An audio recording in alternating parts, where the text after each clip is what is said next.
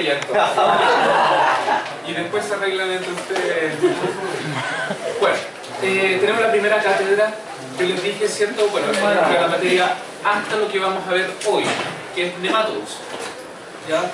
Es bastante materia, pero de todas maneras dijimos que hay ciertos grupos, ¿cierto? Sobre todo en la segunda clase, que fue una clase muy larga donde vimos muchos animales distintos. Acordarse de todo eso, la verdad es que es prácticamente imposible. Por lo tanto, yo les dije que sobre todo de esa segunda clase que tuvimos, dirijan sus esfuerzos de estudio hacia los grupos que son realmente significativos, ya sea porque presentaban algún avance evolutivo o porque tenían cierto, era un grupo exitoso dependiendo del número de especies que tenían, o porque era un grupo importante porque eran grupos parásitos. Así que todos esos otros grupos más pequeños, la verdad es que no vale la pena. Yo tampoco les voy a preguntar, ¿cierto?, el número de especies de alguno de estos grupos, pero sí tienen que saber cuál de ellos es el que tiene el mayor número de especies. Jamás les voy a preguntar, ¿cierto? Y como les decía, tampoco les voy a preguntar, por ejemplo, entre las diferencias de un gastrotrico, ¿cierto?, y de un quinorrinco. Nos mata. Cosas así, claramente no. Pero sí había algunos grupos que los mencionábamos, que yo me detuve un poco más, ¿cierto?, que les di algunos datos más importantes, incluso dentro de las mismas presentaciones que ustedes tienen, hay algunos conceptos que están marcados, destacados con negrita. Obviamente esos grupos, ¿cierto?, son relevantes. El resto, la verdad es que no. ¿Ya? Con respecto a los platelmintos, que es la clase que tenemos que terminar hoy, bueno, los platelmintos son un grupo fundamentalmente parásito, así que sí o sí van a venir, ¿cierto?, algunos ciclos biológicos y algunos conceptos importantes. Dentro de lo que fue la primera clase, que vimos también algunos conceptos muy importantes, ¿cierto?, como protostomados, celomados, pseudo, acelomados, todo eso, la verdad es que también es importante que los manejen. ¿Ya? Así que, y quiénes fueron los padres de la taxonomía, obviamente que también. ¿Ya? Bien, seguimos avanzando. Tenemos acá, este creo que fue el último que vimos, que fue el ciclo biológico de fasciola hepática, ¿cierto? Dijimos acá, como para calentar motores, que esto era el modelo definitivo. Era un animal herbívoro que liberaba estos huevos, ¿cierto? Una larva que nadaba, buscaba un caracol. Dijimos que este caracol era una especie en particular en nuestro país, y eso había que saberse. Era, lo escribí, ¿cierto?, Limnea beatrix. ¿Lo vimos este ciclo? Yo escuché caracol. No llegamos. Bueno, Yo escuché caracol. veamos entonces. Otra clase dentro de los platelmintos son los tremátodos. Y los tremátodos tienen ciclos de vida indirectos. Todos ellos, ¿cierto?, para poder completar con sus ciclos de vida, necesitan más de un hospedero. Y tal vez el representante más importante dentro de los tremátodos es fasciola hepática. Fasciola hepática, la verdad es que la encontramos provocando, ¿cierto?, alteraciones en estos animales herbívoros. En la zona centro-sur de nuestro país es bastante común. Veamos este ciclo. Tenemos que el adulto tiene una de estas fasciolas que ustedes la vieron en el laboratorio, eso sí. Vieron esas fasciolas, ¿cierto? Y estas fasciolas viven al interior del tejido hepático. Le gustan mucho alojarse, sobre todo en los canalículos biliares. Para llegar ahí, ¿cierto?, la verdad es que va dañando el tejido. Hace un túnel a través del hígado hasta llegar a estos canalículos biliares. En ese lugar colocan huevos que salen a través de los canalículos biliares, bilis, ¿cierto?, y después eso sale al intestino y finalmente sale al ambiente. Para que este ciclo sea exitoso, los huevos que libera este parásito tienen que caer a un ambiente muy húmedo, inundado, una especie de pantano, una ciénaga, algo así. ¿Ya? Porque de este huevo va a eclosionar una larva que se llama miracidio. Miracidio. Miracidio. Esto en el fondo es así. Vamos a tener, ¿cierto?, el animal herbívoro. Salen los huevos y de los huevos sale un miracidio. Es una larva nadadora. Este miracidio, dentro de este ambiente, va a buscar su hospedero intermedio, que es un caracol. Y ese caracol es una especie particular. En nuestro país es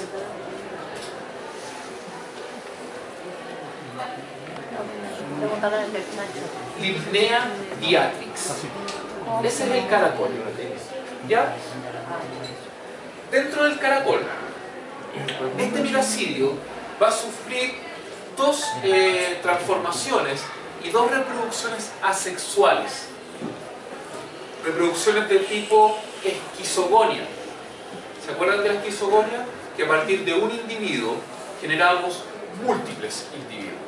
¿Ya? Primero este miracidio se va a convertir en un esporocito. De uno, más o menos se forman 8 esporocitos. Y estos esporocitos nuevamente se reproducen asexualmente, cambian y se convierten en redias.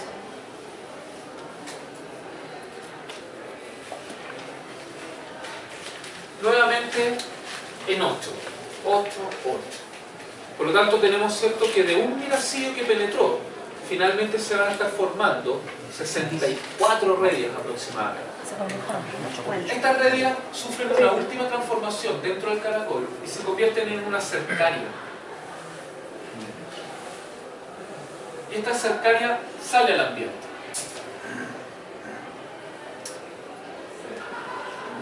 Ella va a buscar la vegetación que hay en este tipo de ambiente, va a trepar por estos pastos y se va a enquistar. Va a desarrollar una envoltura protectora y en ese lugar va a quedar enquistada. Cuando está en ese estado se denomina metacercaria. Viene un animal herbívoro a comer pasto en este ambiente, se come esos quistes y desarrolla una fasciola en su interior. Y ahí el ciclo está completo. En este caso, tendríamos, ¿cierto?, que el herbívoro entonces tiene la forma adulta, la que se reproduce. Por lo tanto, sería el hospedero definitivo. Y el caracol, que posee un estado larvario, sería el hospedero intermedio.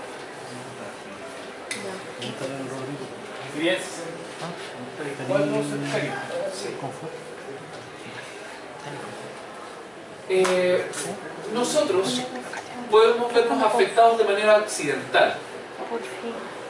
Cuando comemos, por ejemplo, yo puedo andar nadando por una especie de lago, me trago un miracidio, no pasa nada. Me trago un caracol, no pasa nada. ¿Ya? Pero sí había unos vegetales que crecen justamente en este tipo de ambiente que a veces podían tener estos quistes. Y eso provocaba, ¿cierto?, esta fasciolasis en algunas personas. Y es cuando comíamos berros. De hecho, los berros, ¿cierto?, en un momento estuvieron como bien olvidados. Y hoy en día se están volviendo a consumir. Las campañas de erradicación de fasciola, ¿dónde creen ustedes que van dirigidas? ¿En qué parte luchamos contra el parásito? ¿En la vegetación? ¿Tratamos al herbívoro con antiparasitario? No, porque el ambiente va a seguir contaminado, va a seguir infectándose. ¿Qué hacemos en el ambiente? ¿Para qué? La hierba. Al parásitos, al caracol, ¿a quién? tratar, ¿cierto?, de limpiar el ambiente de metacercaria, ¿cierto? La verdad es que también es una batalla muy complicada. Lo que generalmente se ha hecho es tratar de atacar a los pedros intermedios, porque si en un plazo de 72 horas el miracidio no encuentra el caracol, muere. Lo tratan de hacer de esa manera. O sea, ¿quieren desaparecer ese caracol? Lo hacen de esa manera. Echan productos que eliminen al caracol, justamente en este tipo de ambientes. Eso es lo que hacen, bueno, los dueños de algunos predios, digamos. ¿Ya? Bien. Otra clase de platelmintos son los monogenios. ¿Platelmintos estamos viendo? Si no hemos terminado con los platelmintos. Tenemos los monogenios. Los monogenios son también animales parásitos. Son parásitos de peces, de anfibios y también de reptiles. Tienen ciclos de vida directos. No necesitan intermedio. En el fondo, por ejemplo, en un pez se alojan en la parte de las branquias. Liberan huevos, del huevo sale una larva nadadora y esa larva nadadora se aloja nuevamente en las hendiduras branquiales de otro pez o se introduce en la cloaca de un anfibio o de un reptil. Por lo tanto, dentro de ese mismo pedro se desarrolla por completo. ¿Ya? Estos son, la verdad, que conceptos generales, como todo, prácticamente todos los platelmintos, sistema digestivo incompleto, hermafroditas. Una de las características que tiene este grupo, que los hace ser bastante particulares, es el órgano de fijación que tienen, que es, ¿cierto?, en el extremo posterior, tienen una especie de ventosa con ganchos, una estructura así media monstruosa, y se llama opistactor. ¿Ya? Es una ventosa con una corona de ganchos alrededor. Forma foliácea se refiere a que tiene forma de hoja, parece como una forma de hoja. La fasciola también tiene forma foliácea, también parece como una hoja. ¿Cómo son? Ese es un monogenio. Y lo visitamos. ¿Ah? ¿Qué pasó, Maribel? ¿Cómo es usted? ¿Está identificada también? ¿Por qué el portero? ¿Qué pasó? Está identificada también. ¿También está identificado? La Verónica González siempre se... Ya.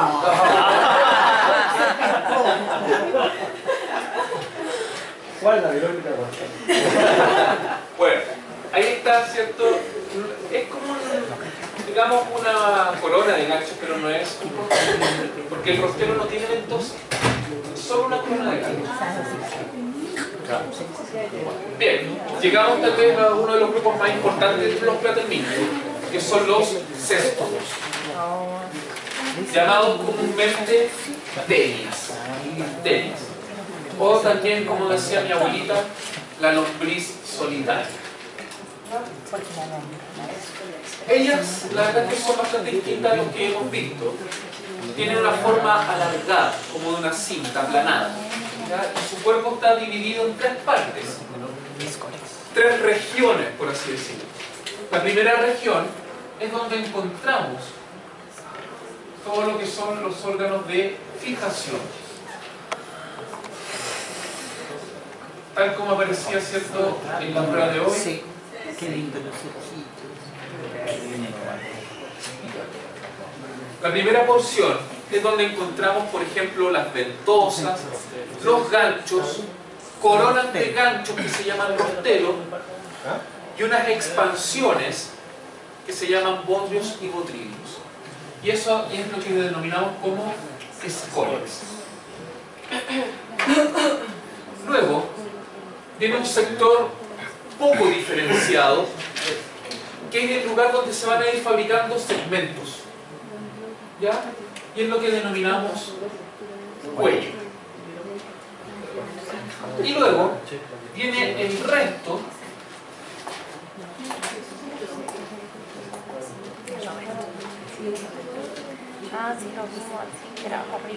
que es lo que llamamos la estrógila. Y era... Todo esto es la estróbila, Cada una de esas cositas. que puede llegar a medir varios metros de longitud. En el caso, por ejemplo, de las lombrices solitarias del ser humano, ¿cierto? Puede medir de 5 a 7 metros de longitud esta estróbila.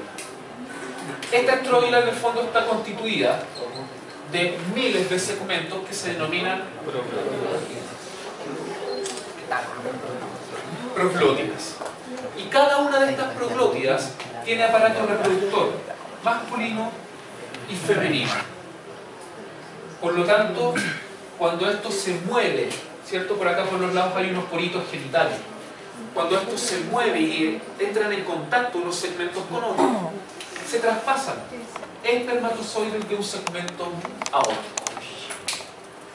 Las últimas proglótidas que están al final de la estróbila ya son proglótidas grávidas, que están llenas de huevos.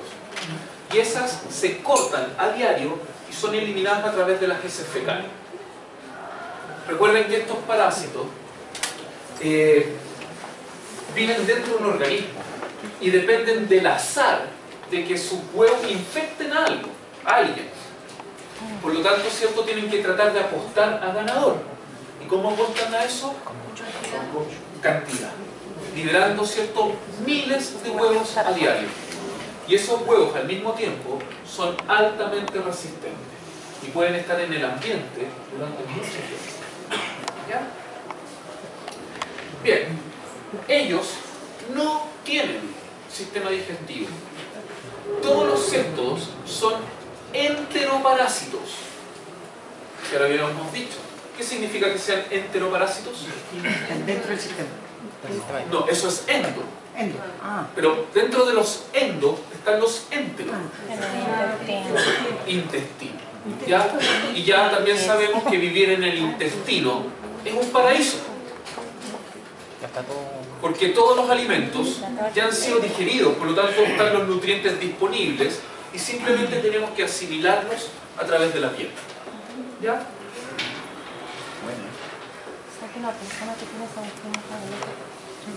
Ahí tenemos algunas ventosas, rostelos y algunos botrilios. Ahí más que nada marca lo que es el escólex y el cuello. Y ahí podemos ver algunas proglótidas, cómo se ven, ¿cierto? La parte reproductora. Bueno, acá no se ve muy bien, ahí tendría que estar los testículos. Esto que se ve acá como estas masitas es parte de los ovarios.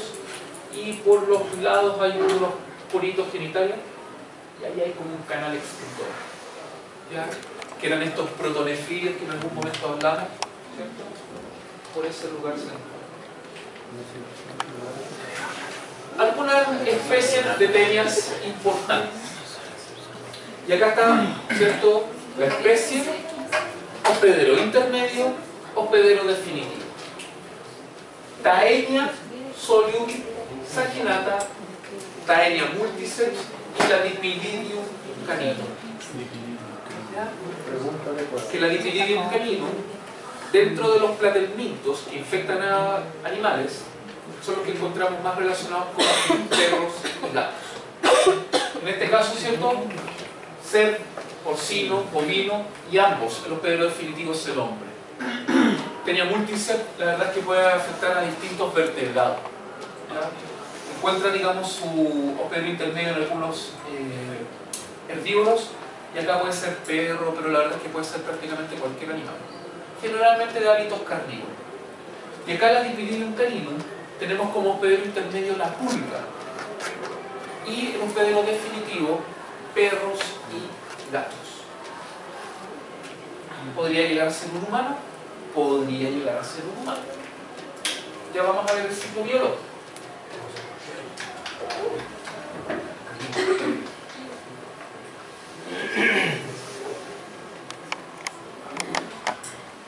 Ahí tenemos algunas diferencias fundamentalmente entre la solium y la saginata. Tal vez la diferencia más notoria, porque después viene una diapositiva que habla del número de proglótidas, de la longitud, ¿cierto?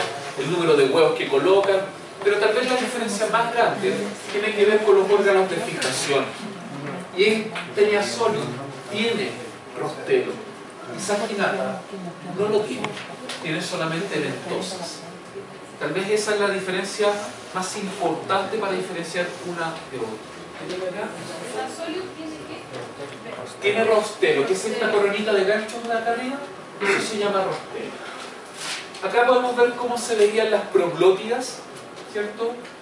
Cómo se verían en la parte interna cuando ya se aplanan esto con un par de portaobjetos, se colocan las proglótidas y se aplanan para poder hacer el análisis. Y seguramente, no sé, cuando uno tiene niños pequeños, ¿cierto? Y los va a llevar al jardín, a uno siempre le pide un test parasitológico. Y me pasan 2 kits. Uno, son 3 frasquitos, unos palitos de helado, y esos frasquitos tienen un líquido. Tenemos que hacer el cabro chico, ¿cierto? Haga caca en una vasenica, sacamos un pedacito con el palito de helado y hacemos un tecito. ¿Ya? Y lo hacemos eso durante 3 días seguidos. Después eso lo llevamos y lo que va a hacer el tecnólogo, finalmente en el laboratorio, va a buscar esto. Claramente la muestra la prepara y busca esto. Y así se verían, digamos, a través del microscopio, estos huevos de helmintos. Ustedes también lo pudieron ver en el laboratorio, que los huevos, ¿cierto?, con la lupa que utilizamos, se veían como unos pequeños granitos, con una pequeña arenita, ¿cierto? Bien.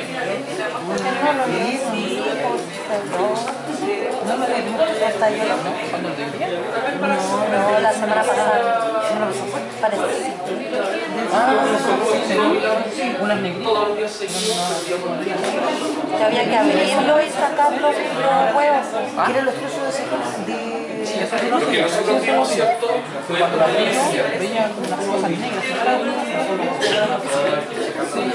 Me dijeron ¿Qué eran qué? Sí, pero el tamaño, una sola, la estróbila, ¿cierto?, es como un hilo grueso. Y en cambio la gente que vieron era así. ¿Tú no estás conmigo? Con el Era de un herbívoro. Bueno, aparte la otra profe vamos a tener, ¿cierto?, que generalmente los estados larvarios que encontramos en el hospedero intermedio son distintos tipos de quistes finalmente. Ellos siempre, como tienen estos hospederos intermedios, finalmente se enquistan en la musculatura estriada, hasta que venga algún animal carnívoro y se los coma esos quistes. Hay distintos tipos de quistes, algunos son más peligrosos que otros. Por ejemplo, tenemos los cisticercoides, que generalmente los encontramos en algunos invertebrados. ¿Ya? Y dan como resultado, si tú te comes ese quiste, vas a desarrollar una tenia. Dentro de estos quistes, muchas veces es algo así.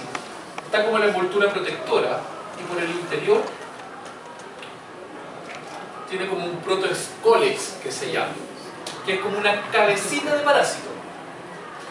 La de Taenia solium, para que tener una idea, el escólex que tiene es del tamaño de una cabeza de alfiler. Esa es Taenia solium.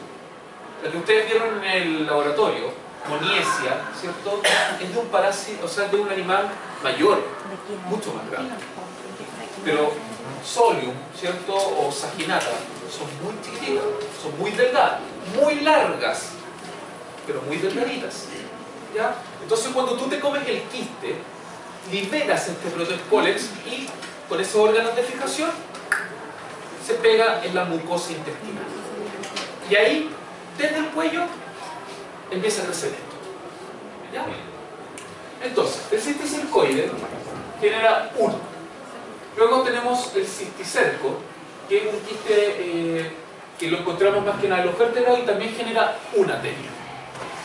Pero después ya tenemos estos, el coeluro y el hidátide, sobre todo el hidátide.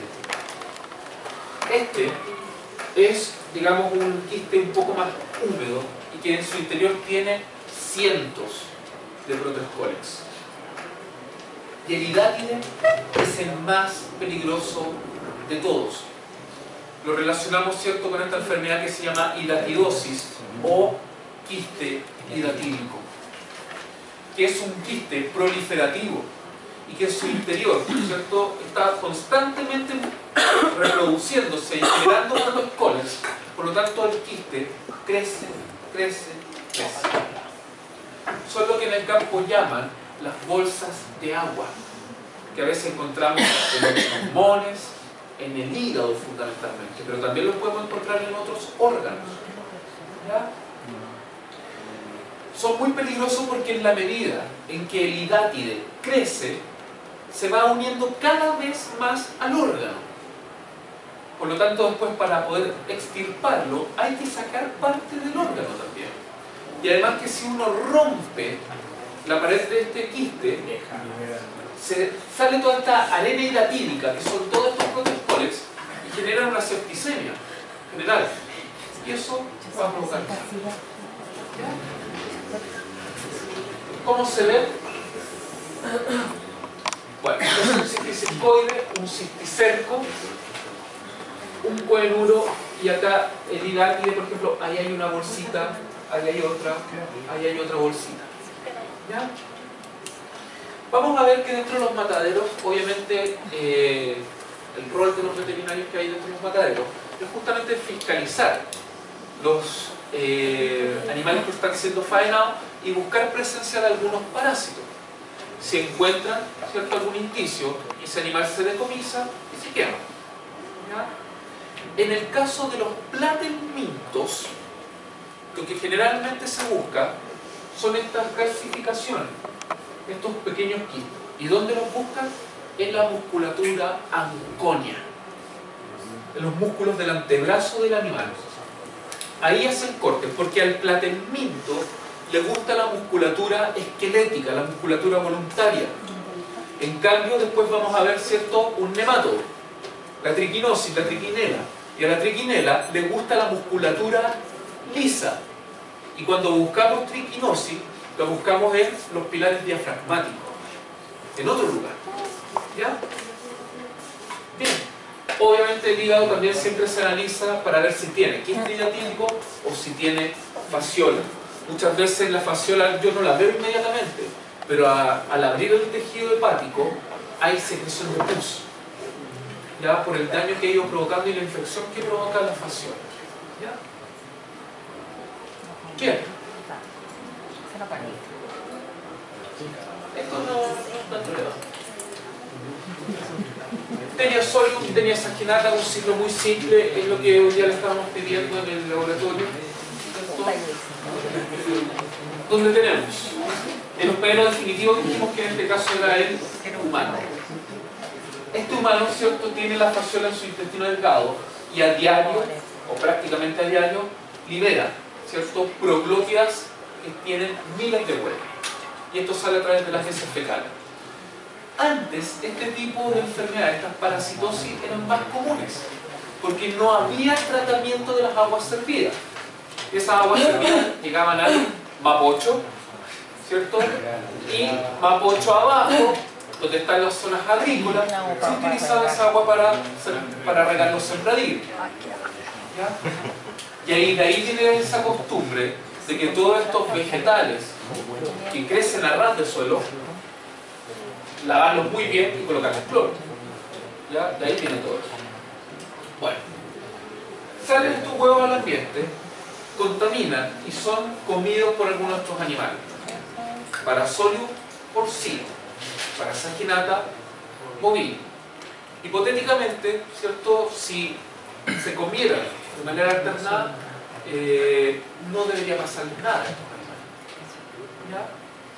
Dentro de estos animales, desde el huevo va a eclosionar una pequeña larvita. Y esa larvita atraviesa la pared intestinal y busca la musculatura. Y ahí se enquista. ¿Ya? En la musculatura. Luego, nosotros vamos a ver a nuestro tío en el sur, faena un chanchito, ¿cierto? Y a mí me gusta la carne sanguinolenta, Loreto, ¿cierto? Y ve como en esa carne semicruda un quiste. Para que el quiste muera, tiene que haber alcanzado por lo menos una temperatura superior a 80 grados. ¿Ya? Si no, va a estar absolutamente... Profe, ¿también se hace tratamiento en frío para matar al quiste? Una especie. No sé si será efectivo. No lo sé. Una especie, ¿cierto? Hay pillo, ¿ya? Pero tal vez sí, porque para muchos de estos organismos tal vez podríamos utilizar el frío. Pero a ciencia cierta no lo sé. Yo sabía que en los peces lo utilizaban, como con los peces que hacen el sushi y eso, los ponían a bajas temperaturas, pero no sé si... Es que ahí a lo mejor lo que estamos buscando es eliminar otro tipo de parásitos. Porque los peces, ¿cierto? Una de las cosas que más tienen es nematodos. Tienen nematodos, que por ejemplo cuando a veces comemos ceviche de merluza, aparecen unos gusanitos chiquititos, que están bien limpios. Los anisakios. ¿Ya? Entonces... yo he sabido de gente que los ha comido y que después, por ejemplo, se mueven a través del esófago y provocan así como molestias. Mentira. Ahora, Taenia solium es particularmente peligrosa porque con Taenia solium podemos tener una autoinfección. Muchos parásitos, uno de los mecanismos de transmisión que tienen es ano, mano, boca. ¿Ya? Ano, mano, boca es muy típico en la transmisión de estos parásitos. Y en el caso de Taenia solium puede haber, digamos, autoinfección. Con Saginata, yo me como el huevo y no pasa nada. Pero con solium, yo me como el huevo y desarrollo quistes. Y esos quistes se pueden alojar en la musculatura, sería lo mejor. Pero se pueden alojar en algún órgano, corazón, y muchas veces se alojan cerebro. ¿Ya? Cuando tengo estos quistes en mi cuerpo se llama cisticircosis la enfermedad. Y en este caso es una neurocisticircosis. Creo que hay un capítulo de Doctor House, que justamente la persona tenía como ataques como epilépticos y no sabían qué diablo tenía, le vieron que parecía que tenía unos tumores cerebrales, pero realmente lo que eran quistes de parásitos. ¿Ya? ¿Son eliminables? No. No, meterse al cerebro, ¿cierto? Es otra Con cosa. algún antiparasita. ¿Qué sé yo?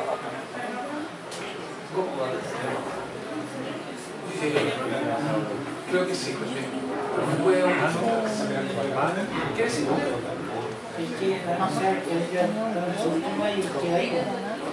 Y en este caso, claro. A menos que ya hemos prometido, digamos, la vida de la persona, ahí deberíamos tratar de hacer algo, pero si no, podemos provocar más daño. O sea, por ejemplo, ¿cómo llegáis aquí? ¿Cómo llegáis ahí? O sea, uno tal vez puede hacer cosas a nivel de corteza, pero llegar, no sé, a todo lo que es la parte interna, cerca del tálamo, del hipotálamo y de esos sitios. Y sin que quede sin secuela.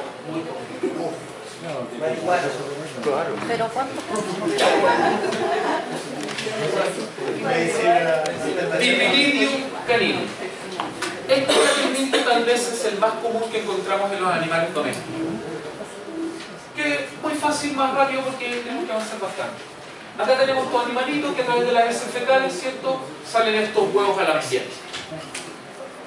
En el ambiente van a andar larvas de pulga, comiendo pequeñas partículas. Y dentro de eso puede comer estos huevos. ¿Ya? Dentro de la pulga se va a desarrollar este cisticerco y se va a alojar en la musculatura de la pulga. Parece de chiste la cuestión. Y después tenemos, ¿cierto?, este perro que está como ahí, se hace así. Y se muerde. Y justo la pilló y se la comió. O el gato, ¿cierto?, que elegantemente tira su patita, se pasa la lengüita, ¿cierto?, también puede ahí comerse la pulga. Y al comerse la pulga, se come el quinque, desarrolla el parásito. Fin. Nosotros también podríamos vernos afectados. Pero este sí que parece el chiste. ¿Ya? Tendría que ser algo así como que yo estoy al lado del perro, ¿cierto? Y de repente como que y me da bostezo y saltar una pulga, ¿cierto? Y se ve sería muy mal. O si no, a veces, por ejemplo, uno muerde a los perros. Así como juega con ellos. Yo tampoco lo hago, no se preocupen. O pescar a los gatos chicos y pescar la base del lobo y llevarlos por no sé dónde está el placer. Nadie lo hace. No, No, nadie lo hace. Morder a un perro. Compartimos esa locura. Y ahí nos comemos la burla y desarrollamos el plan. Esta es importante. La tenia del perro. Echinococcus granulosus. Esta tenia, una de las particularidades que tiene, es que tiene 3 proglótidas. Es tal vez la más pequeñita de todas las tenias. Y esta es justamente el estado larvario, el quiste, es el quiste hidatídico. ¿Ya? Las bolsas de agua. Acá tenemos, cierto, que el ciclo biológico que viene a continuación.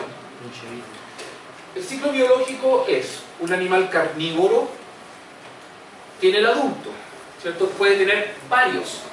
Porque imagínense que al comerse un quiste hidatídico, ¿cierto? Como un quiste que tiene muchos protocoles. Y por eso tal vez el tamaño pequeño. Dentro del intestino podemos tener muchas de estas pegadas. ¿Ya? Si son muchas, obviamente le van a quitar demasiados nutrientes al animal y podrían matarlo por desnutrición. ¿Ya? Por las fecas de este carnívoro van a salir los huevos que contaminan el ambiente. Viene un animal herbívoro, come esos huevos y desarrolla el quiste.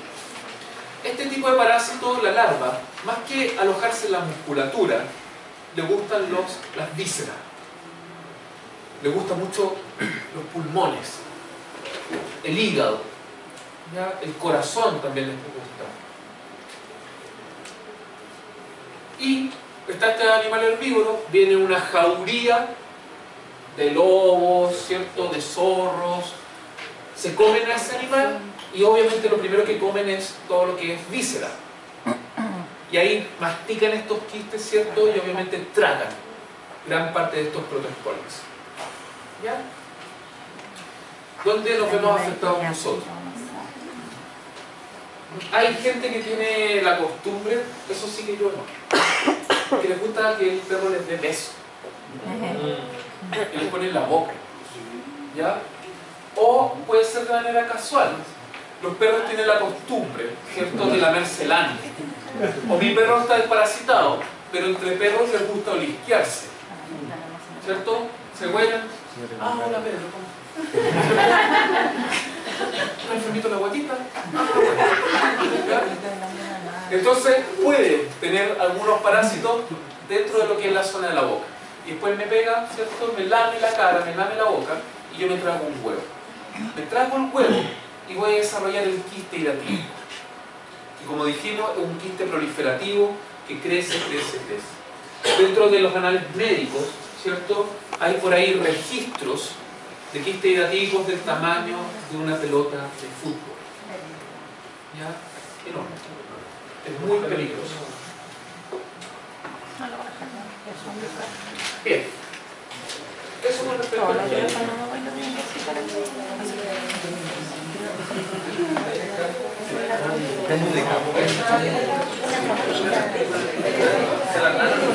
claro. Lo que dice Guillermo es así, y de esa manera, ¿cierto?, esto llega un poco hacia los seres humanos, porque se infectan estos animales domésticos, se faena un animal, ¿cierto?, y justamente esta gente le da las tripas, los interiores, el bofe, dáselo a los perros, el bofe, que es los pulmones y todo eso. Entonces ahí los perros comen estas vísceras que pueden tener estos quistes y los desarrollan. Y ahí es donde se lo pueden transmitir a las personas. Con el perro que le dan el bosque, no le dan besos.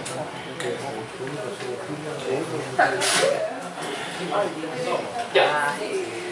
Nos cambiamos ahora a otro punto muy importante, que es lo que vimos hoy en el laboratorio. Y son los nematodos.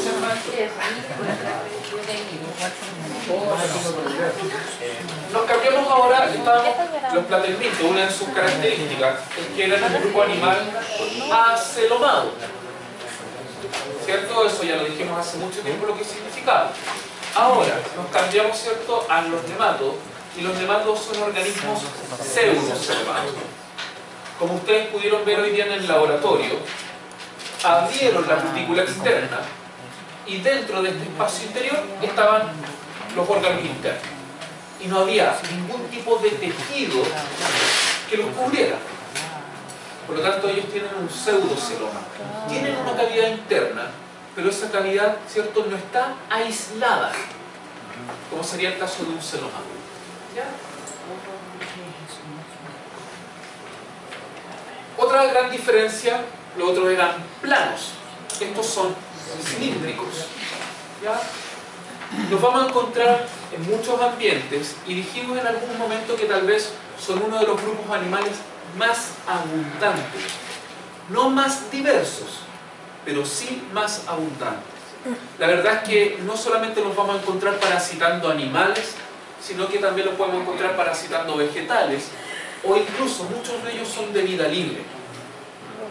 Viven en el ambiente, comiendo ciertas partículas del suelo, y que incluso sirven de alimento para muchos otros organismos. ¿Ya? Son muy importantes. Una cosita que podríamos destacar rapidito: especialistas en nemátodos en nuestro país prácticamente no hay. No hay. Yo conocí, cuando estudié, uno de los profesores que es especialista en nemátodos, que se llama Juan Carlos Maguna Celaya. ¿Ya? Y él sacó por ahí un par de publicaciones. Pero alguien más que fuera especialista en ver la morfología y describir nuevas especies de nematodos, no hay. ¿Ya?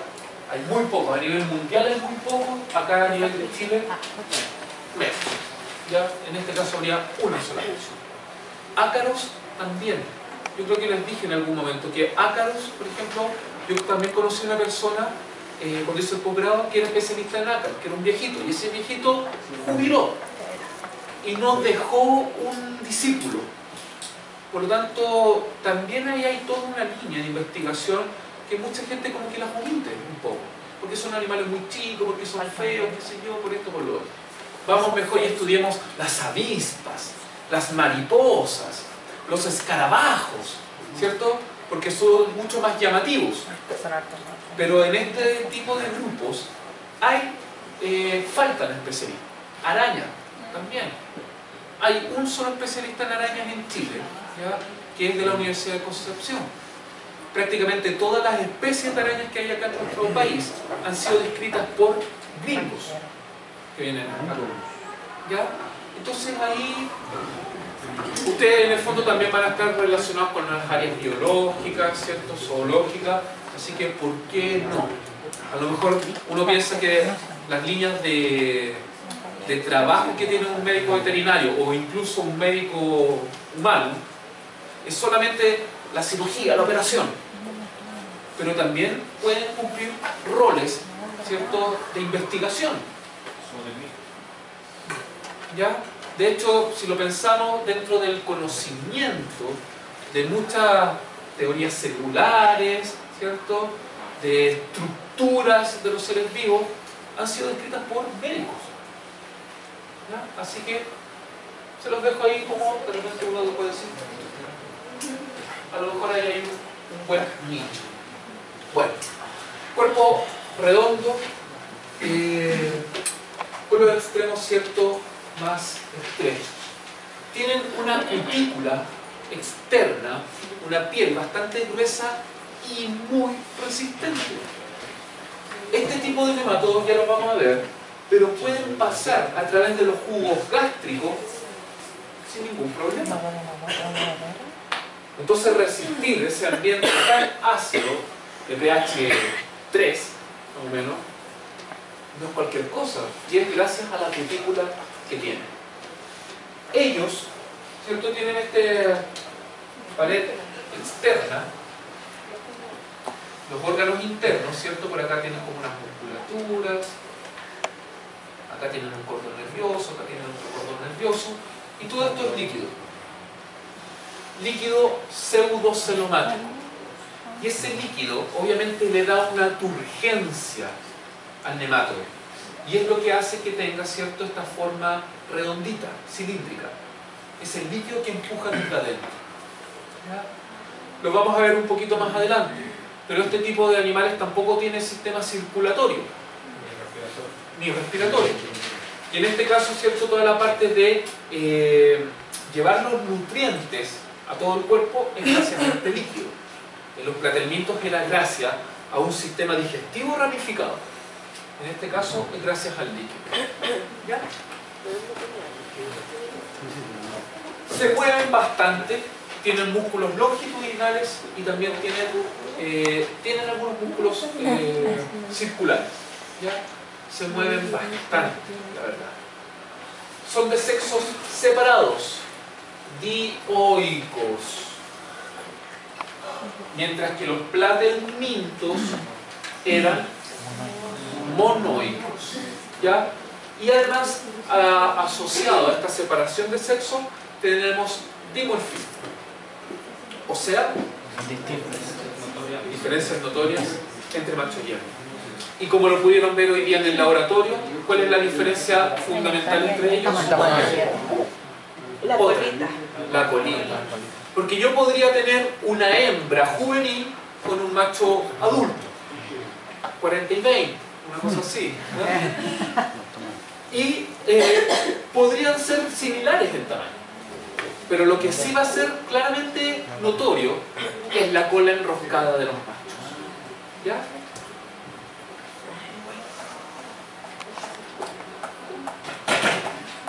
Sistema digestivo completo. En este caso ya tenemos, ¿cierto? Ya hablamos de sistemas incluso, porque tenemos una boca, una faringe, un tubo digestivo y tenemos un ano.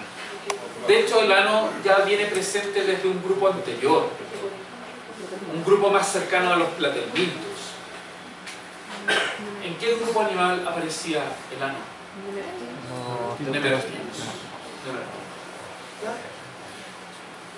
Tal como dijimos también en el laboratorio, las hembras tienen ano, los machos tienen cloaca.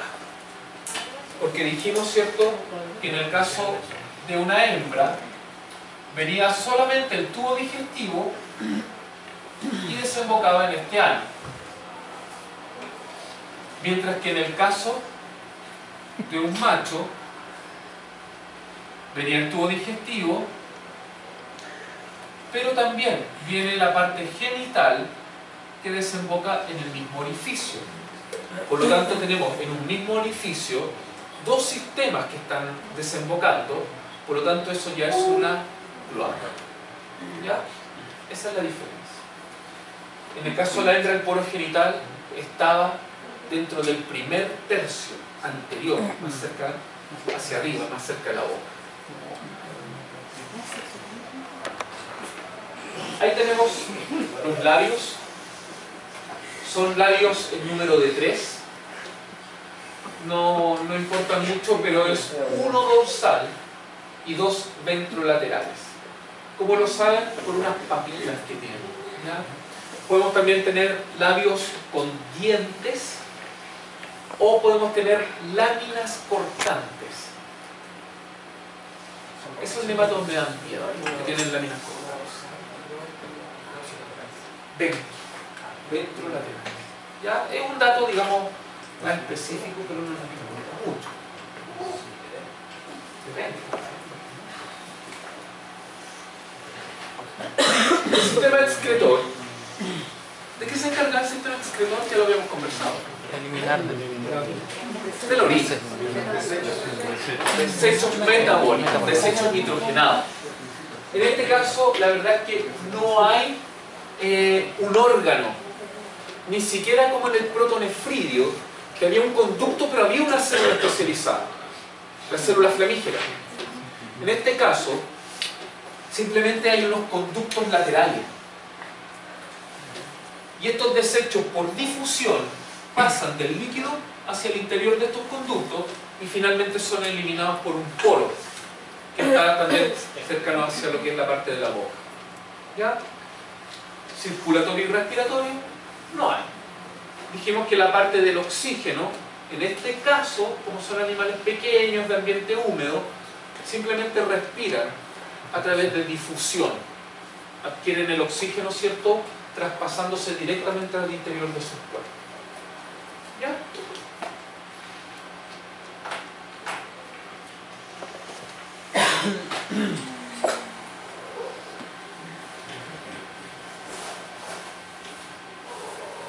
Sistema nervioso, vamos a tener simplemente un cordón nervioso dorsal y uno ventral, que en el fondo lo que hacen estos cordones nerviosos, más que nada, ¿cierto?, es coordinar los movimientos musculares.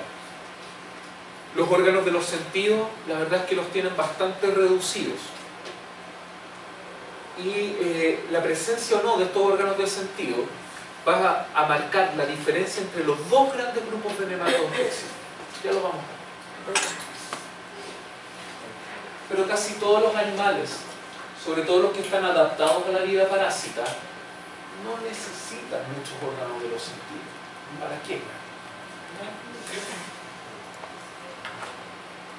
Ahí tenemos un macho, una hembra, y estas diferencias, la colita del macho ahí se ve clarita.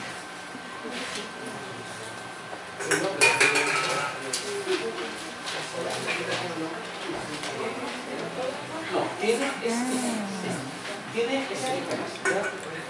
tiene como una espina. Bueno, ¿qué tenemos acá? Obviamente esta es una fecundación interna, ¿ya? Por lo tanto, el macho traspasa directamente el espermatozoide al tracto genital femenino. El macho, su sistema reproductor es único. Tiene un solo testículo, un solo conducto deferente, que llega a la cloaca. En la cloaca, no todos, pero muchos, tienen espículas, que son unas espinas, son unas proyecciones de la piel. Las espículas no son un pene, no traspasan el espermatozoide, sino lo que hacen es ayudar de manera mecánica en la cópula. En el fondo es esto, esta es la cloaca y estas son las espículas. Por una parte permiten abrir el poro genital femenino y además permite también mantenerla sujeta, fija. Por eso también es cierto que el macho tiene la colita enroscada, porque tengo que traspasar el espermatozoide y es redonda y resbalosa y no tengo grasitos para pescarla. Entonces la pesco con la cola así. Imagínense ustedes cómo se la amarran los brazos, ¿cierto? Cuando les ponen las esposas ahí en la casa, quedan todos desesperados. Bueno, por eso ese ajuste que tiene el macho, ¿ya? Esas espículas, como les digo, participan de manera mecánica, pero no traspasando espermatozoides, no funciona. Claro. Veamos cómo se ven estas. Ahí tenemos algunas espículas copuladoras. No, en este ejemplar no se ve. Puede ser mucho más pequeño. Ahora la verdad, Isaac, puedes abrir la ventana. Llegó un recado. No sé, necesito más. Bueno, en el caso de las hembras, ¿cierto? Vamos a tener que la parte reproductora es mucho más prolífica. En este caso vamos a tener un sistema reproductor doble.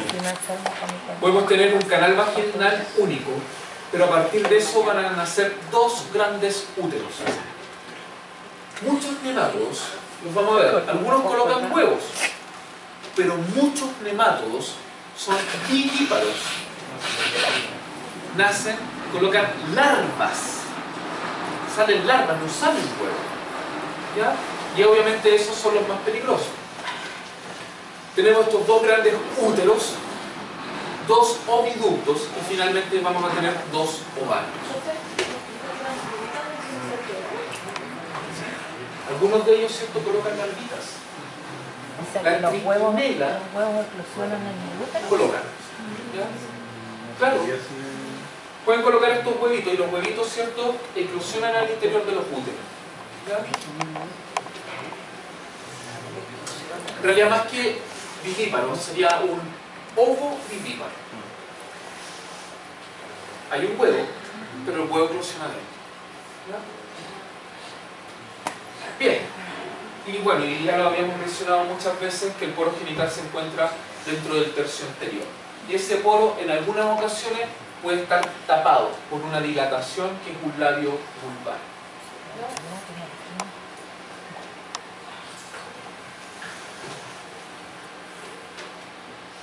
Veamos algunas imágenes de eso. Ahí tenemos algunos labios vulvares, ¿cierto? Y que en el fondo marca un poquito lo que es la parte, digamos, reproductora y algunos huevitos de su interior. Ahí está este labio que son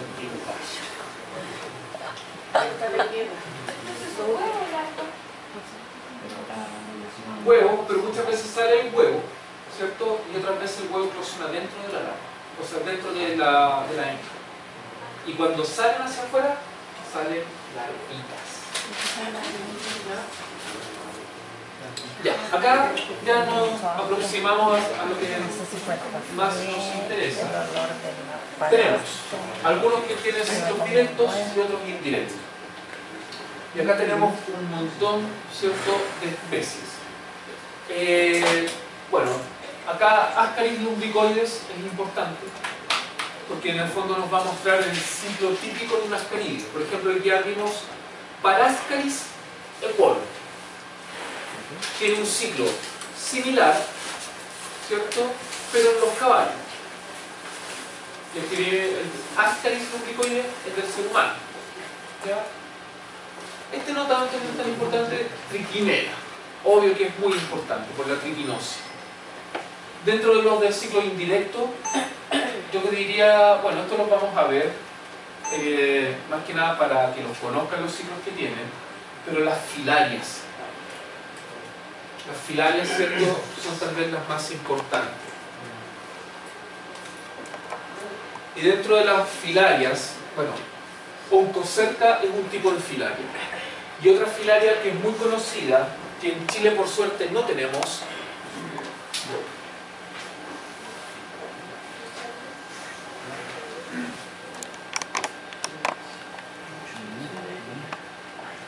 es Buchereria Bancroft. Ah, Buchereria Bancroft. Y ella es la típica que transmite filarias. O sea, las filarias son Buchereria Bancroft. ¿Ya? Esta es la que relacionamos con elefantiasis.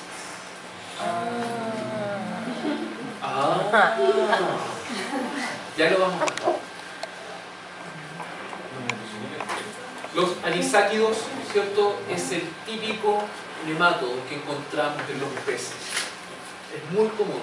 Cuando trabajemos en el laboratorio con las merluzas, les doy, pero por seguro, que vamos a encontrar anisáquidos. Prácticamente todas las merluzas tienen anisáquidos. ¿Ya? Ya.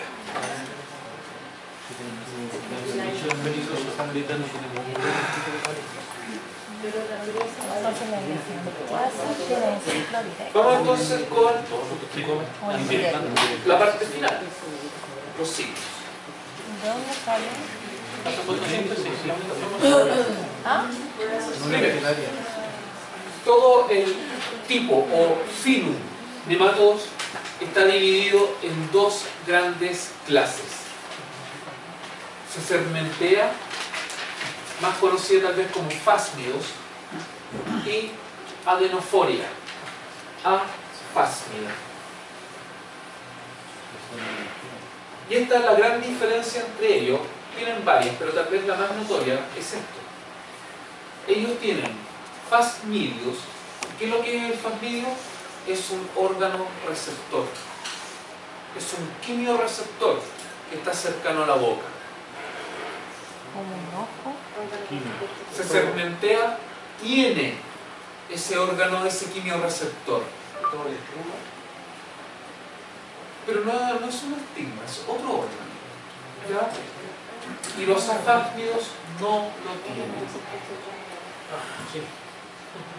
Y ahí tenemos algunos géneros que encontramos en cada una de estas clases.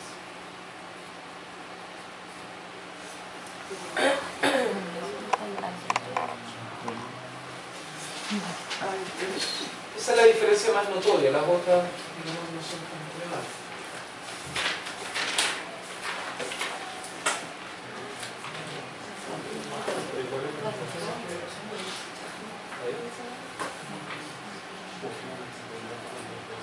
Bien. Profe, ¿cuál era la función del quimioreceptor entonces? En este caso, ¿cierto? Es como determinar, ¿cierto?, el tipo de alimento que están consumiendo.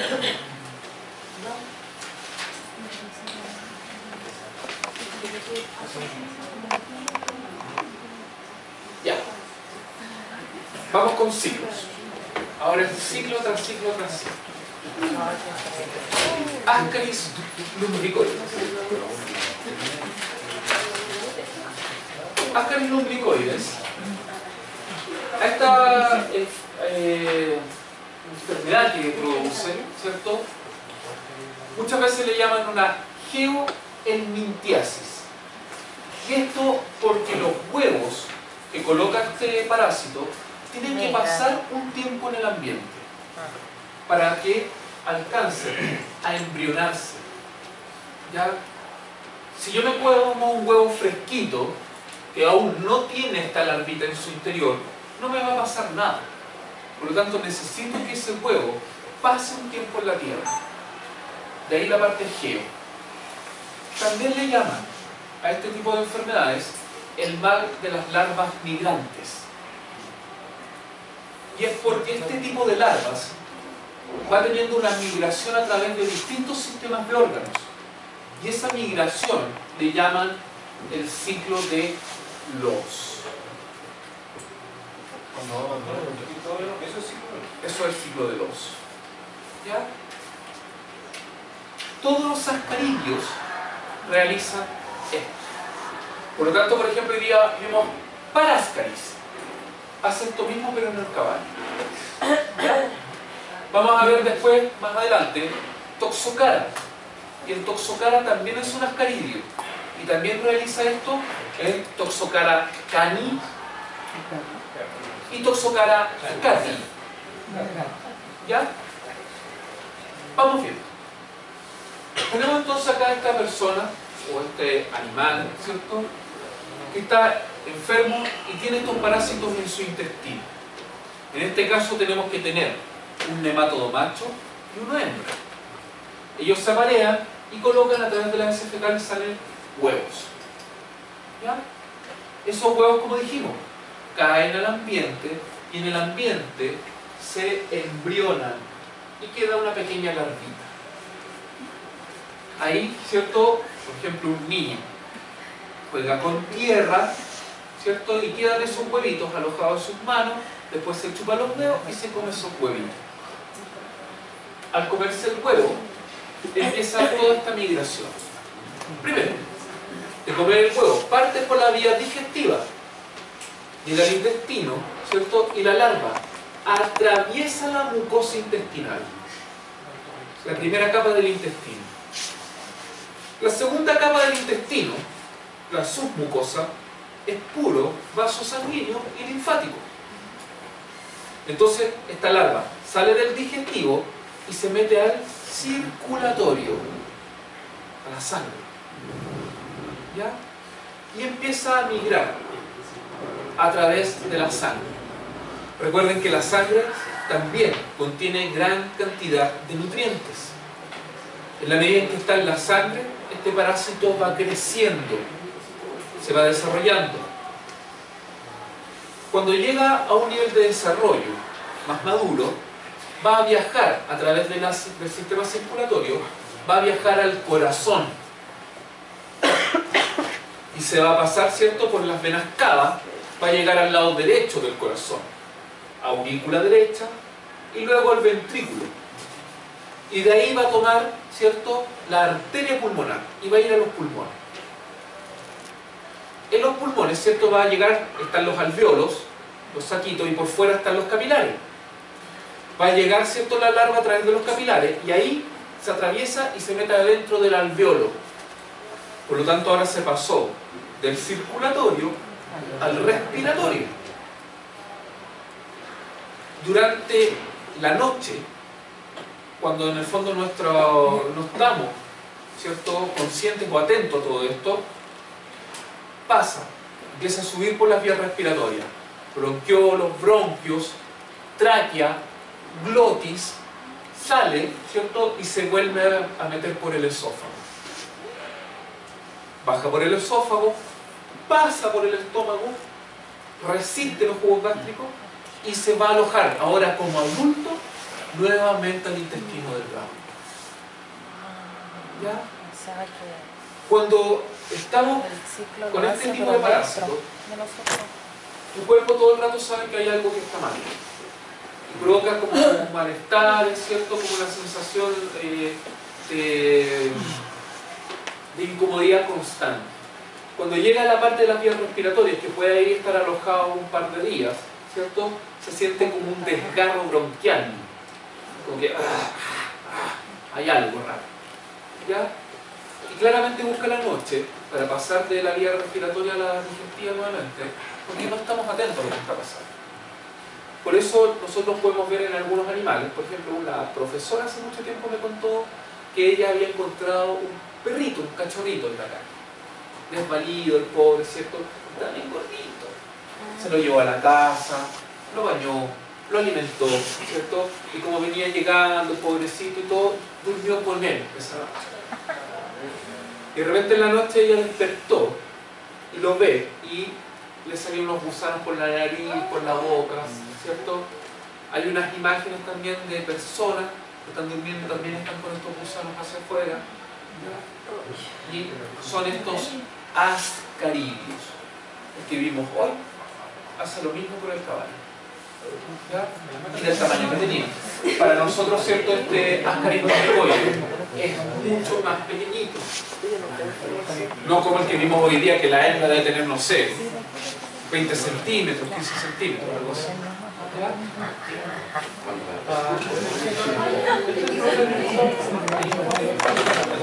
Profe, ¿de qué tipo es el que se enquista como en la piel? ¿El parásito? A ver, este por ejemplo podría tal vez estar un poco relacionado con eso, ¿ya? Pero no es que se enquiste, sino que pasa. Y eso puede provocar como alergia. No, es que yo he visto como unos videos donde directamente los gusanos salen de la piel. No sé si son gusanos o son larvas. No sé, hay algunos que salen por la piel, pero no por la cara, por los pies he visto. Claro, pero no por la cara, no por la cara. Lo vamos a ver. Bueno, Ancylostoma duodenale negator americano. Estos son los que llaman los gusanos ganas. Y estos tienen la boca con láminas cortantes. ¿Qué están viendo ahí? ¿Uno de estos? ¿Cuál? ¿Saliendo por la boca? No, pero está hecho de todo, está moviendo. Bueno. Por ejemplo, en este tipo de parásitos, sobre todo en el Ascaris lumbricoides, es el que popularmente en el campo, ¿cierto? Los guasitos decían, para sacar la lombriz de la guata, hay que poner el poto de leche. ¿Habían escuchado eso, no? Nadie de los como 50... Usted sí. ¿Ah? ¿Cómo? Con poleo, con azuquita, también dicen, ¿cierto? Porque en el fondo, esto es una creencia popular y por algo lo dicen. Esto obviamente es para nematodos. No es para la lombriz solitaria. ¿Ya? Porque tú, al poner el botón de leche calentita, con poleo, con azuquita, ¿cierto? El nemato, supuestamente lo que va a hacer, ¿cierto?, es viajar a través del intestino delgado, grueso, se asoma por la zona rectal, ¿cierto?, a beber supuestamente esta leche. Y en ese momento, ¿cierto?, tú tienes que estar así como atento, así, pensando que si aparece algo y ahí de repente, con un movimiento rápido, pasa la lucha, ¿cierto? Era un panáscari, no era un ascari.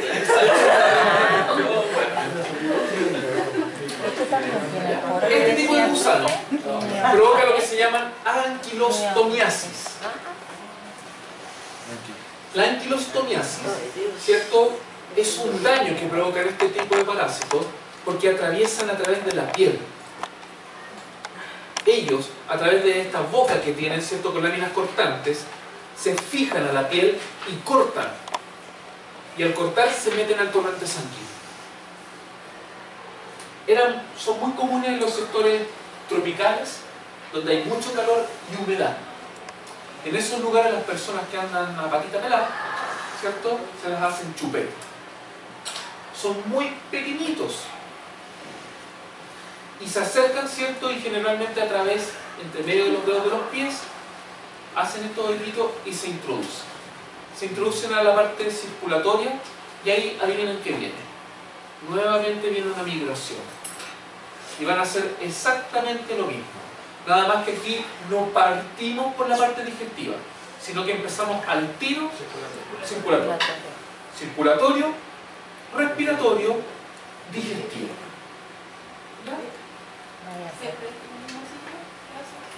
No todos. Ellos. ¿Ya? Ellos y los ascarídeos hacen este tipo de ciclo del oso. ¿Ya? Porque la triquina no hace eso. Trichinella spiralis. La triquinosis, la triquina, tiene un mecanismo de transmisión por carnivorismo. El reservorio natural de este parásito son las ratas. Y las ratas, ¿cierto?, se las pegan unas a otras, comiéndose entre ellas. Las ratas son carnívoras, pueden llegar a ser. ¿Ya? Son oportunistas, lo que sea, si hay hambre, lo van a comer. Estas ratas infectadas con trichinella, ¿cierto?, pueden llegar al chancho. Recuerden que en las chancheras, donde se echan estos restos, ¿cierto?, de vegetales, papas, cáscaras, qué sé yo, de zapallo, zanahoria, etc. Echan todo eso ahí y es un excelente lugar para que vayan las ratas también a roer algún tipo de alimento. En ese lugar podría haber acorralado una rata cuando se alimenta a los chanchos y se la va a comer. El chancho no va a discernir y se va a comer la rata. O puede que la rata muera en ese lugar y se la coma. En la rata, en su musculatura, hay múltiples quistes de trichinella. Se come esos quistes, ¿cierto?, y desarrolla estas triquinelas en su interior, el chancho, en el intestino. ¿Ya? Cuando alcanzan la edad adulta, se aparean las triquinelas hembras y machos. Y aquí tenemos esto, que esta hembra, en vez de colocar los huevos que salgan a través de ella, salen larvas. Y esas larvas salen, ¿cierto?, y empiezan a buscar lugares donde enquistarse. Ya la trichinella, tal como habíamos mencionado, le gusta fundamentalmente la musculatura lisa, especialmente el diafragma. Pero también lo podemos encontrar en musculatura estriada y también en órganos. Y provocan unos pequeños quistecitos. Nuevamente, vamos con nuestro tío del sur, ¿cierto? Ya estuve en tratamiento la otra vez por comerme una fasciola, ¿cierto? O por comerme una triazolio. Ahora voy de nuevo. Ya, tío, ¿y ahora qué vamos a comer? Ya, yo lo tengo otra vez. Ya, bueno, tomamos chancho y obviamente de nuevo no me lo como bien cocido y me como uno de esos kilos, o varios kilos. ¿Ya? Salen estas larvas en mi intestino, se empiezan a parear y me empiezan a llenar de larvas a mí. Y esas larvas salen y se empiezan a enquistar. ¿Ya? En el mejor de los casos se enquistan en la musculatura estriada, pero como dijimos, tiene especial predilección por el diafragma. Y cada vez que una larva se enquista en el diafragma, se calcifica. Y cuando son muchas, provoca una rigidez diafragmática. Y ahí es cuando es mortal. No puedo respirar. Profe, ¿pero cuánto es el tiempo que yo como estos huevos hace efecto? No sé, porque por ejemplo que hay que uno va al campo y come, no sé, pues si yo como un animal que mataron hace poco, después me parece antes o después. Yo diría que a las 3 semanas al mes ya ellos ya están en condiciones de aparearse. ¿Ya? Por lo tanto, si tú reaccionas rápido dentro de las 2 primeras semanas, podrías tal vez tener un efecto de eliminarlas rápidamente. ¿Ya? Por eso también dentro de la gente, los veterinarios, bueno, usted misma, Loreto, usted trabaja con perritos de la calle y todo eso, y como un mecanismo de prevención, toma antiparasitario cada 3 o 6 meses, sí. Depende con cuántos perros, o si trabajo con perros, porque de repente no... Pero cuando trabajo con perros de la calle sí trato de hacerlo como inmediatamente. Como una manera de prevención. En el fondo ustedes, ¿cierto? Es muy probable que Lo trabajen mismo que toman con los perros, este tipo pero de animales para humanos. que puedan Lo tener esta compré en parasitosis. dosis humanas, en la farmacia, sí. De todas maneras, acá en Chile, digamos, el tipo de parásitos que podemos llegar a tener son bastante inofensivos en comparación a otros. ¿Ya? Acá no hay esos gusanos que se meten por la piel. Acá no hay. No hay de ellos. Tampoco tenemos filarias. Entonces, pero estos son... ¿Ya? Tiene un rollo. Este, para que ustedes lo conozcan porque es bastante común. El Enterobius verbicularis, también llamado Oxyuros, o como me decía mi mamá, quédate quieto o te piduy en el móvil. El piduy. Lo mencionamos, ¿cierto? Porque es bastante común. Todavía hay muchos niños que se infectan con este grado. ¿Ya? El Enterobius verbicularis es de ciclo directo y la verdad es que lo que él siempre busca es la autoinfección. Se alojan los machos y las hembras, bien fundamentalmente a nivel del intestino y sobre todo el intestino grueso. Cuando la hembra está lista para poner huevitos, nuevamente en la noche sale, ¿cierto? Y va hacia lo que son los pliegues perianales. Y ahí coloca huevitos. ¿Ya? La acción de colocar huevos provoca prurito. La palabra elegante para decir Picazón. picazón. Nuevamente, en la noche, ¿cierto? La moral, ¿cierto? No estaba muy alta. Y lo que pica, se arranca. ¿Para qué andamos con prurito? ¿Cierto? Y ahí tú puedes contaminar tu pijama, tus manos, tu ropa de cama. Nuevamente, son huevos microscópicos. ¿Ya? Al otro día, ¿cierto? No sé, no te lavaste las manos, tomaste desayuno o algo por el estilo, te contaminaste. Y seguimos con el ciclo. Habíamos mencionado, ¿cierto? Ese otro offset para el niño cuando entra al jardín.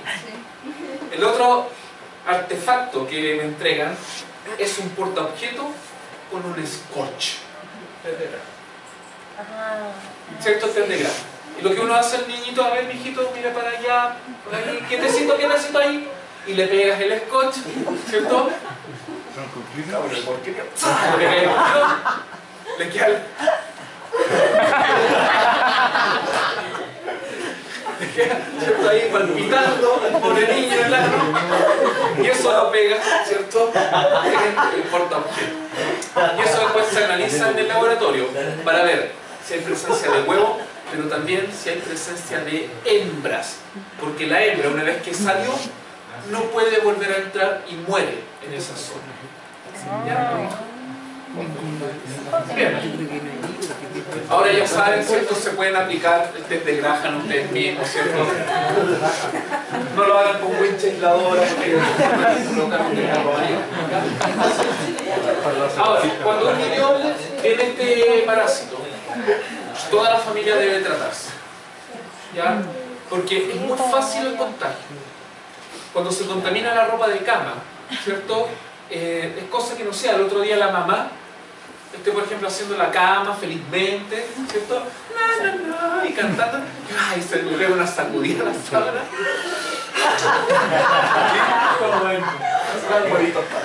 ¿Ya? Bueno, el desayuno ahí. Toxocaracanis, toxocaracanis. Este toxocara es también un ascarídeo, así que hace también ciclo veloz. Ya lo hemos dicho, que es muy fácil, ¿cierto? Un perrito a través de sus heces fecales libera estos huevos, los cuales se tienen que embrionar, se los come otro perrito y seguimos con la migración. En este caso, digestivo, circulatorio, respiratorio, digestivo. ¿Ya? También se lo pueden pasar transplacentariamente. Cuando una perrita, ¿cierto?, tiene el parásito, todos los cachorritos van a nacer con el toxocara. ¿Ya? Salen hinchaditos. Ahora, para nosotros, para el ser humano, contra este parásito, porque nosotros tenemos dentro de nuestro sistema inmunológico, tenemos algunos macrófagos que son especializados en eliminar parásitos. Y la verdad es que lo hacen bastante bien. Contra el toxocara, la verdad es que nuestro sistema inmunológico no tiene problemas. Pero si tú llegas a presentar esta toxocariasis, ¿cierto?, puede ser un indicio de que tienes otra enfermedad que te está inmunodeprimiendo. Esto, por ejemplo, así, tan cual, de la vida real. Una prima, que era un gallo así exitoso, buena pega, buena facha, soltero, mujeriego. ¿Ya? Una por aquí, una por allá, el gallo rubio, tipo alemán, así, pucha, la galla andaba en vueltas locas por ahí.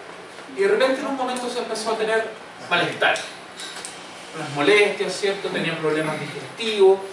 Fue al médico, ¿cierto? Le hicieron unos exámenes y dio que tenía toxocara. Ya, bueno, es un parásito. Pero obviamente ese médico sabía un poquito más, como pocos hoy día, ¿no? Y dijo, ¿sabes qué? Esto a mí me parece extraño, porque este tipo de parásito tú no deberías por qué tenerlo. Quiero que hagamos este otro examen. ¿Y qué tenía? SIDA. Sí, tenía SIDA.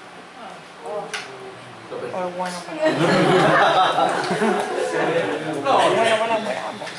bueno, hoy en día nadie muere de SIDA, ¿cierto? Hay medicamentos que mantienen la enfermedad a raya. bueno, por bueno, con la buena es bueno. No. Así que ese es el toxocara. Es tal vez cuando nosotros desparasitamos a nuestros animalitos, porque recuerden que estos nematos están libres dentro del intestino. Por lo tanto, cuando nosotros damos estos antiparasitarios, salen con las heces fecales. Y cuando ciertos salen esos como unos arrocitos, lo más probable es que sean de estos toxocara. Ya, el oncocerca y la butyreria que vamos a ver a continuación no están presentes en Chile. Los vamos a ver, ¿cierto?, un poquito por lo espectacular que es. Y son los que llamamos filarias. Las filarias, en el fondo, la característica es que son gusanos muy delgaditos. Ya son nematos muy finitos. Este tipo de parásitos son histoparásitos. Les gustan fundamentalmente distinguir, ¿cierto?, los tejidos. ¿Ya? Cuando tenemos también estos machos y estas hembras, se aparean y ellos también colocan filarias, microfilarias, chiquititas. Estas microfilarias, recuerden que estos ciclos biológicos llegaron a este nivel de complejidad, después de millones de años de evolución.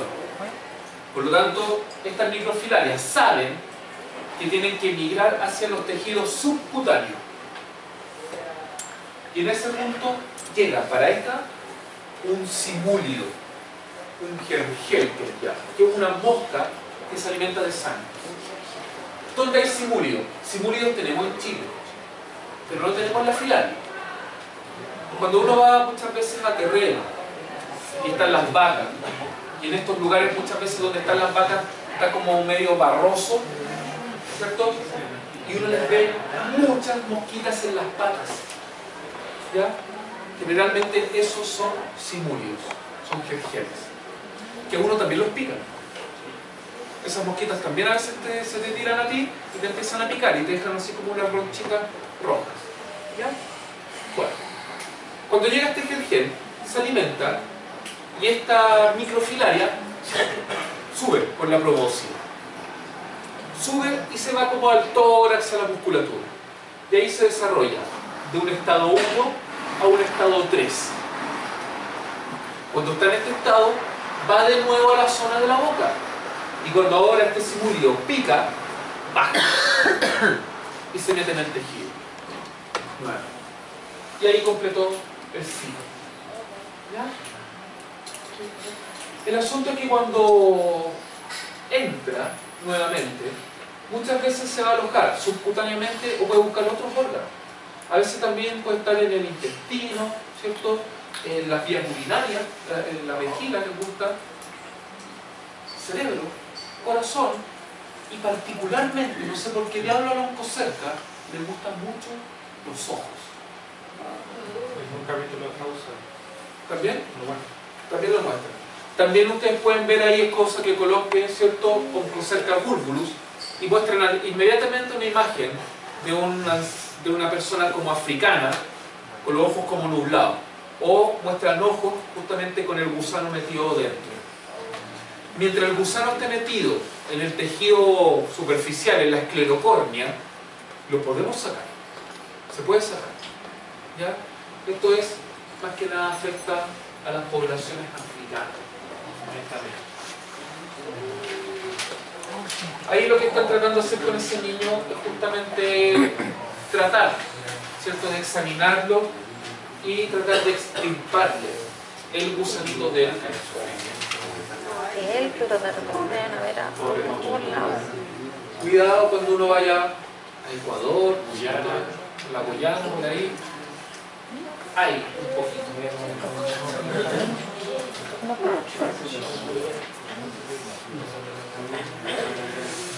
Otro. La Buchereria Bancroft. Me suena todo igual. Esto es muy parecido. Muy parecido. ¿Ya? Tenemos estos adultos que se están apareando y nuevamente colocan microfilarias. Esas microfilarias, donde van a ir al tejido subcutáneo. En este caso llega un zancudo que al alimentarse, ¿cierto?, también sube a través de su boca. Se desarrolla al estado larvario que corresponde, como ya dijimos, viaja nuevamente a la boca del zancudo y cuando pica pasan estas filarias al interior. A esta filaria también le gustan los tejidos, pero particularmente les gustan los vasos linfáticos. ¿Pueden alojarse en otros órganos? Sí, ¿ya? Los mismos que hemos mencionado todo el rato. Pero en este caso les gustan particularmente los vasos linfáticos. Y en ese lugar se ponen a tener crías. Y muchas veces, ¿cierto?, estas larvas que están saliendo, estas microfilarias, se quedan ahí. ¿Y qué es lo que va a pasar? Que van a tapar el vaso linfático. El sistema linfático, la función más importante que tiene es recuperar líquidos intersticiales, líquidos que están entre las células. El sistema linfático recupera todo eso y lo lleva al canal central y lo devuelve acá a las venas, ¿cierto?, a las venas subclavias. ¿Ya? Por eso mismo también tenemos que el sistema linfático tiene una dirección de transporte. Por ejemplo, con la polola, ¿cierto? De repente no. nos hacemos los amables, pero en realidad es pura frescura. ¿Ah? Amor, ¿querés que te haga un masaje linfático? Es para uno tocarle las piernas, ¿no? Bueno, dice ella, ¿cierto? Y uno la hace para abajo. ¿Cómo se siente? Arriba, Rico. Y el otro día, la pobre cae las patas hinchadas. ¿Ah? Porque obviamente tenemos que ir solamente de la periferia hacia el centro. ¿Ya? El sistema linfático también lo encontramos muy relacionado con la parte inmunológica y también con todo lo que es el transporte de líquidos. ¿Ya? Pero en este caso nos interesa más la parte de los líquidos. ¿Ya? Si se tapa este vaso linfático, que generalmente lo hace a nivel de canales, por ejemplo, inguinales, ¿ya? O acá a nivel axilar, ¿qué es lo que va a pasar? Que todo el líquido que está en esta parte no lo vamos a recuperar y se va a empezar a acumular. Y ese líquido va a hacer que la extremidad se hinche. Elefantiasis. Ahí tenemos, por ejemplo, en este caso, esta primera imagen. Es una tribu africana que dentro de la... no sé, pelotudo.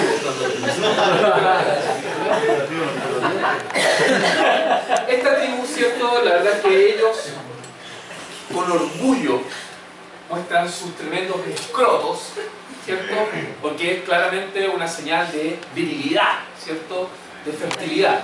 Pero lo que aquí realmente está pasando es que tienen taponeados, ¿cierto?, estos canales linfáticos y está habiendo una acumulación de líquido a nivel escrotal. Esto, aunque ellos se muestran muy valientes, duele muchísimo. Oh. Duele mucho. Yo con el nombre. Es un hidrocel. Pero ojo, que los hidroceles se pueden provocar de distintas maneras. Puede haber un pequeño quiste que también puede provocar un hidrocel. ¿Y después mueren? ¿Ah? ¿Ellos se pueden recuperar con eso? ¿O duran? No tienen cosas tan Mucho tiempo. Para llegar acá, muchos de ellos ya son adultos y son ancianos. ¿Ya? Se le echan a No, sí, Ya vamos. viven años. ¿Ya? Y otra cosa, eliminar esto es muy difícil, porque lo que tú tendrías que hacer es quirúrgicamente abrir el canal o simplemente extirpar ese pedazo de canal que está taponeado. ¿Ya? Es muy complicado. Eso es como lo más común, ¿cierto? La elefantiasis. Acá también podemos ver las acumulaciones de líquido en las extremidades, cómo se ven. ¿Ya? Hay un joven que pide plata en la calle, que tiene una mano gigante. ¿Ya? Él no tiene elefantiasis. Porque yo una vez lo vi, lo analicé bien, ¿cierto? Y si ustedes se fijan en la otra mano, la tiene un poco rara. El enfoque lo que él tiene es una malformación congénita. Porque si tú también te fijas en la mano, cuando uno tiene esta acumulación de líquido, ¿qué pasaría, por ejemplo, con la uña? Quedaría, ¿cierto?, envuelta en todo este tejido. En cambio, ese niño, si usted se fija, tiene así una puñota también. Claro. Entonces es una malformación congénita la que él realmente tiene. ¿Ya? Y para finalizar, otro parásito que lo mencionamos por la espectacularidad que tiene, no está presente en Chile, y es el Dracunculus. ¿Ya? Dracunculus melinensis, también llamado gusano de Guinea o gusano de fuego, por el dolor que provoca. ¿Qué es lo que ocurre acá? Tenemos, ¿cierto?, estos adultos en la diferencia de tamaño, macho chiquitito, la hembra gigante. ¿Ya? Esta hembra puede medir hasta 50, 60 centímetros. ¿Ya? Es bastante grande.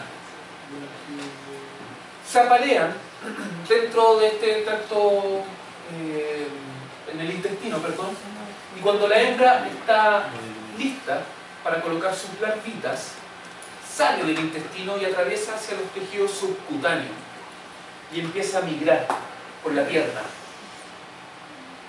Y eso, ¿cierto?, provoca un dolor tremendo, es un dolor paralizante. Es como que la pierna como que se te estuviera quemando. De ahí que viene que le digan el gusano de fuego. ¿Ya?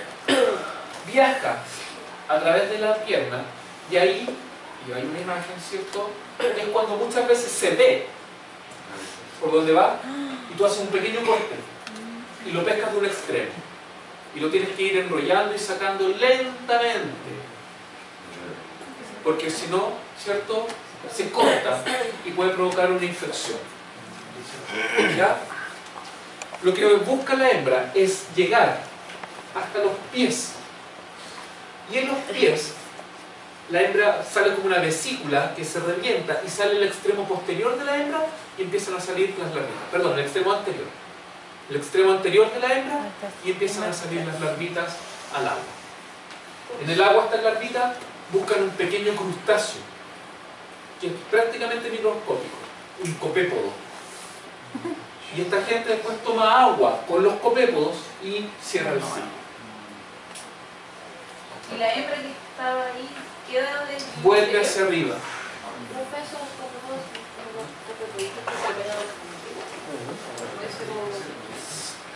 Sí, no sé. Escucha, no sé. Ya, pero sí, un copépodo es un copépodo, pero estos son más chiquitos. ¿Ya? Porque hay unos copépos que sí son un poquito más grandes. ¿Ya? Bueno, como una vez al año que esta hembra hace eso.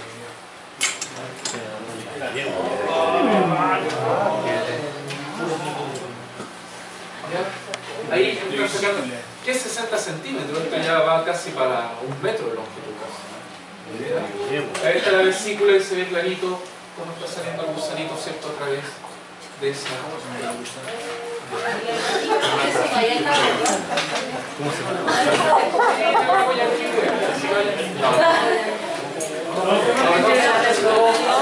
¿Sexual?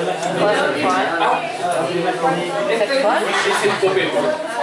El copépodo, ¿cierto?, es de tamaño microscópico.